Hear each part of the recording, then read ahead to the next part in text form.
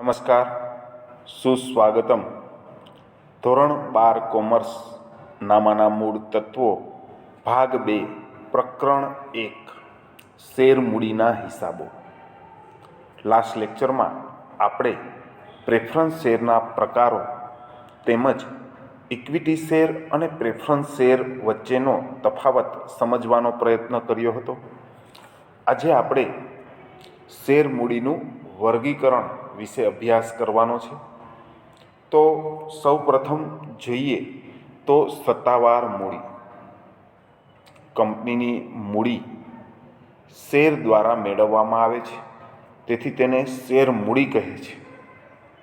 Company પોતાના આયુષ્ય દરમિયાન વધુમાં વધુ કેટલી મૂડી રાખી શકે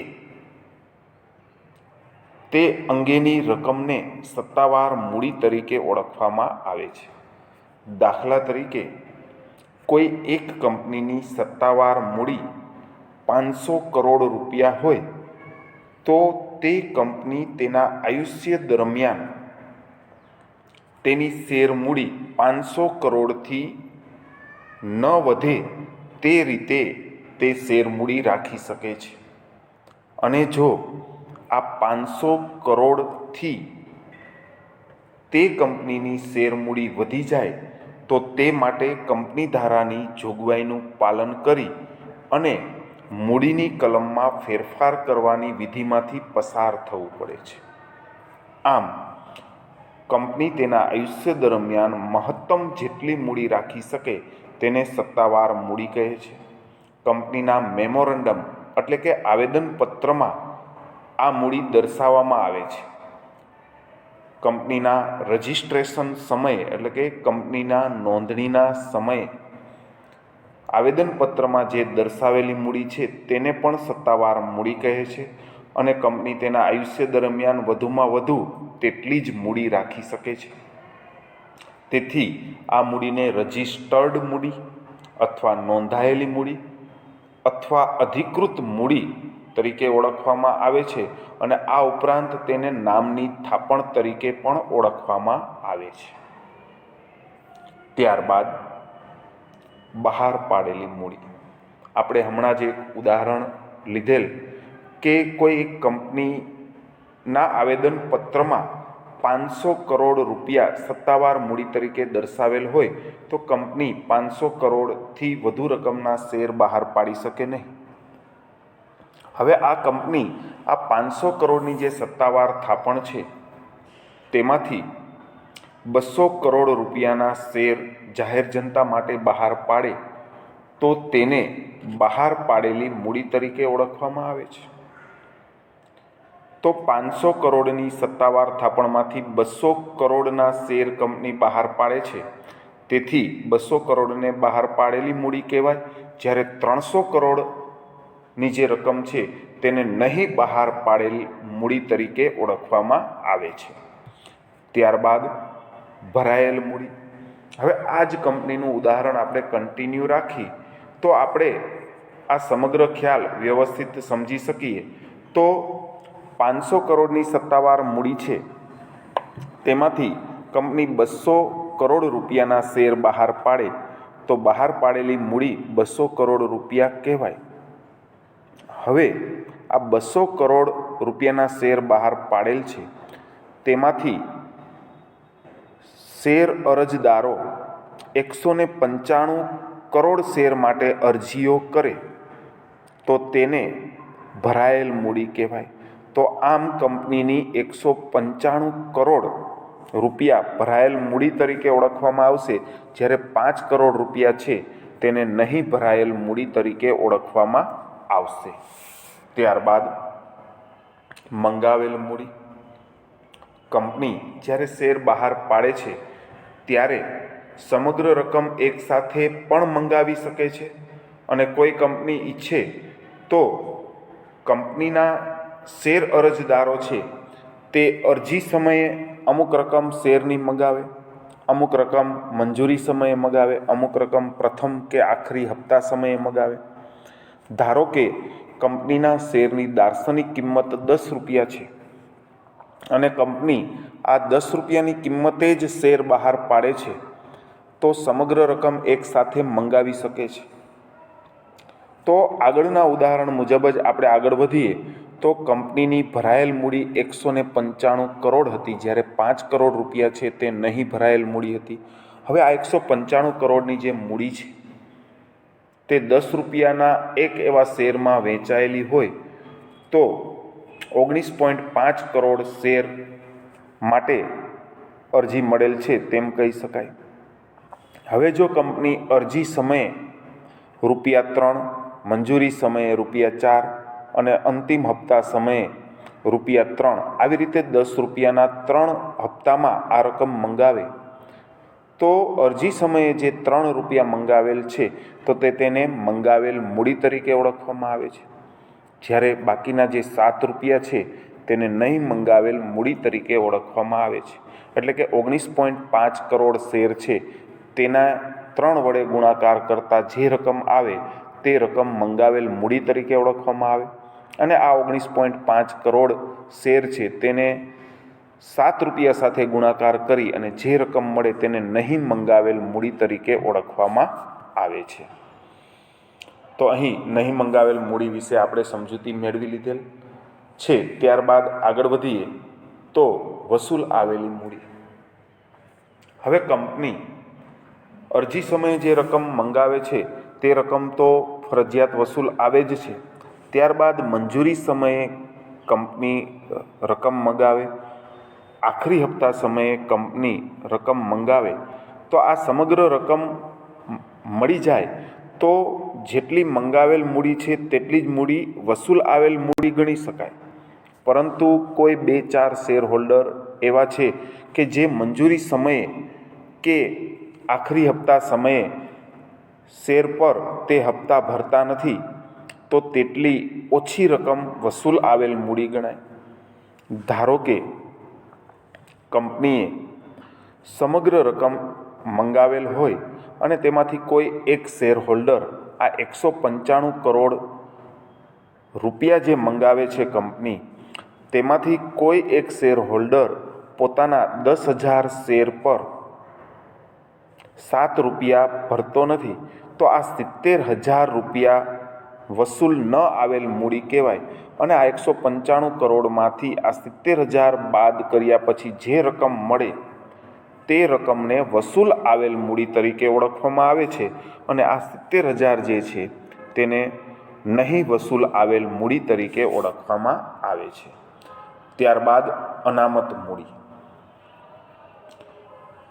કંપની સત્તાવાર મૂડી આપણે ઉદાહરણ આગળ મુજબ જ જો જોઈએ તો 500 કરોડની સત્તાવાર મૂડી રાખે છે, તેમાંથી 200 કરોડ શેર બહાર પાડે છે, અને કંપની એવું નક્કી કરે કે આ 100 કરોડ શેર ક્યારેય બહાર પાડવા નહીં, આકસ્મિક સંજોગોમાં જ આ શેર બહાર પાડવામાં આવશે. આવો એક ઠરાવ પસાર કરે. કંપનીના સંચાલકોને એમ લાગે કે મંગાવેલ મૂડી પોતાના ધંધા માટે પૂરતી છે, હવે ભવિષ્યમાં વધારે મૂડીની જરૂર પડશે નહીં. ત્યારે આવા સમયે શેર હોલ્ડરની સામાન્ય સભામાં એક ખાસ ઠરાવ પસાર કરે છે અને નહીં મંગાવેલ મૂડીને અનામત રાખવામાં આવે છે. આ રીતે અનામત રાખેલી મૂડીને અનામત મૂડી તરીકે ઓળખવામાં આવે છે.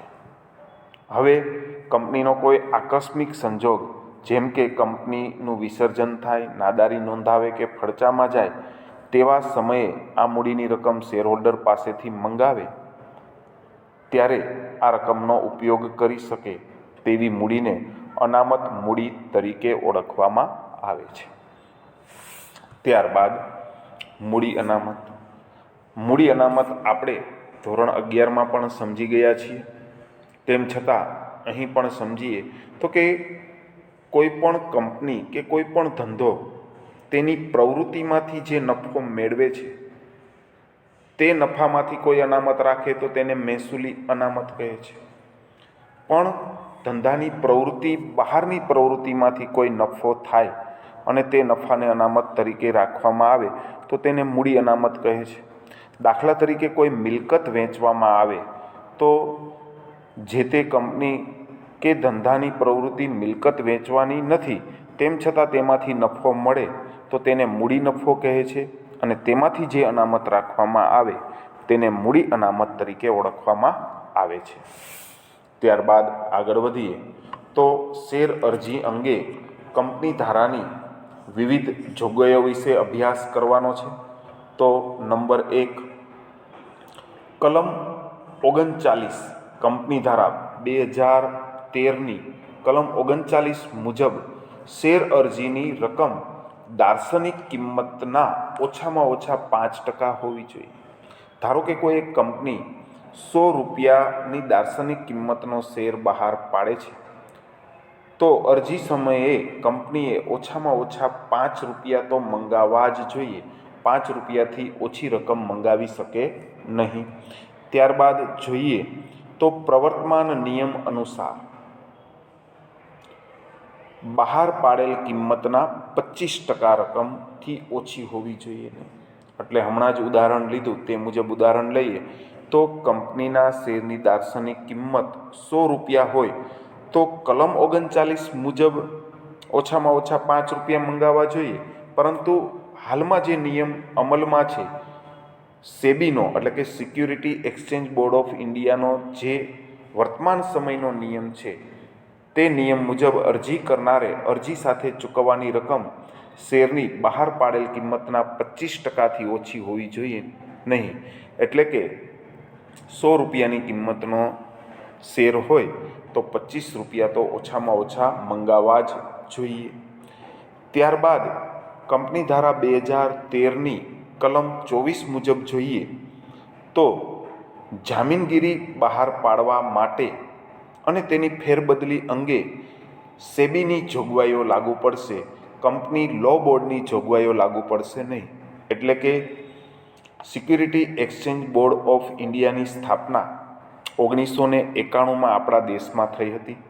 તે પહેલાં કંપની લો બોર્ડની જોગવાઈઓ કંપનીને લાગુ પડતી હતી, પરંતુ હવે કંપની ધારા 2013ની કલમ 24 મુજબ હવે કંપની લો બોર્ડની જોગવાઈઓ કંપનીને લાગુ પડશે નહીં. તેને સ્થાને આ શેરના હિસાબો અંગેની જે જોગવાઈઓ છે તે સિક્યુરિટી એક્સચેન્જ બોર્ડ ઓફ ઇન્ડિયાની જોગવાઈઓ લાગુ પડશે. ત્યારબાદ આસ્બા. આસ્બાનું ફૂલ ફોર્મ જોઈએ તો એપ્લિકેશન સપોર્ટેડ બાય બ્લોક્ડ અમાઉન્ટ. એટલે કે જ્યારે શેર હોલ્ડર કંપની આઈપીઓ એટલે કે નવા શેર બહાર પાડે જાહેર જનતા માટે ત્યારે શેર અરજદારોએ આસ્બાનો ઉપયોગ કરવો ફરજિયાત છે. એટલે કે શેર અરજદારો કંપનીના શેર ખરીદવા માટે અરજી કરે ત્યારે ચોક્કસ મુદત માટે જેટલી રકમના શેર ખરીદવા માટેની અરજી કરેલ હોય તેટલી રકમ તેના બેંક ખાતામાં ચોક્કસ મુદત માટે બ્લોક થઈ જાય છે. એટલે કે ધારો કે 10 દિવસ માટે આ રકમ બ્લોક થઈ જતી હોય તો 10 દિવસ સુધી એ રકમ બેંકમાં આપણે ઉપાડી શકતા નથી. એટલે કે આસ્બાનો ઉપયોગ કરવો ફરજિયાત છે શેર અરજી કરતી વખતે. તો આ બાબત પણ ખાસ ધ્યાનમાં રાખવી જરૂરી છે. ત્યારબાદ લઘુત્તમ ભરણું. કંપની ધારાની જોગવાઈ મુજબ લઘુત્તમ ભરણું 90% થવું જોઈએ. ધારો કે આપણે ઉદાહરણ લઈએ તે મુજબ જો કોઈ કંપનીએ 200 કરોડ રૂપિયાના શેર બહાર પાડેલ હોય તો 180 કરોડ રૂપિયા માટે અરજી મળેલ હોય તો તે 90% ભરણું ભરાયેલ ગણાય અને તો જ તે ભરણું સફળ ગણાય. અન્યથા આ કંપનીએ જે આઈપીઓ બહાર પાડેલ છે કે જે શેર બહાર પાડેલ છે તે સંપૂર્ણ વિધિ છે તે નિષ્ફળ ગણાશે. એટલે કે કંપની શેર બહાર પાડવાની વિધિ પૂર્ણ કરી શકશે નહીં. હવે કંપની આ લઘુત્તમ ભરણું ભરવામાં નિષ્ફળ જાય તો શેર અરજદારોએ અરજી સાથે જે રકમ મોકલેલ છે તે રકમ 15 દિવસમાં પરત કરવી પડે છે. અને જો તે 15 દિવસમાં પરત કરવામાં કંપની નિષ્ફળ જાય તો વાર્ષિક 15% લેખે શેર હોલ્ડરને તે રકમ પર વ્યાજ ચૂકવવું પડે છે. ત્યારબાદ આઈપીઓનું ફૂલ ફોર્મ છે ઇનિશિયલ પબ્લિક ઓફર.